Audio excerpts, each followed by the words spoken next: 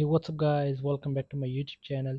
So guys, in this video I'm going to show you how to fix iPhone overheating issue on iPhone after iOS 17 update.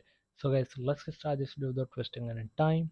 So guys, first of all, turn off always on display feature if you're using iPhone 14 or 15 model. So guys, and so I have the iPhone access, so I can. So and then after this, the next solution is remove the widgets from your iPhone. So guys, if you are using any widgets on your iPhone, so simply remove unused widgets from your iPhone home screen and lock screen. And then after this, the next solution is turn on low power mode. So for this, go to settings, scroll down,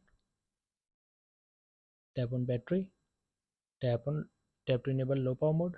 And then after this, the next solution is enable auto brightness feature.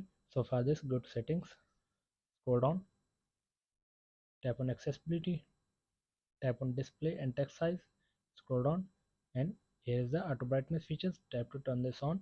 And then after this, the next solution is disable background app refresh. So for this, go to settings, scroll down, tap on general, tap on background app refresh. So simply turn off your background app refresh from here. And then after this, the next solution is disable location services on your iPhone.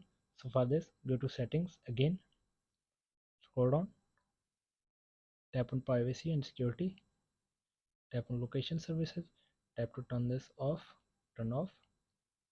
And then after this, the next and the last solution is update your iPhone to the latest iOS version.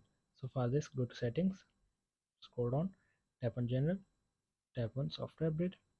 So guys, check for update. So guys, if you are using if you have available any update on your iPhone, so update your iPhone to the latest iOS model. So I have the latest version on my iPhone. So guys, here are the some simple solutions to fix your iPhone overheating issue. So guys, thanks for watching this video. Please like, share and subscribe. Thank you guys. See you in the next video. Thank you.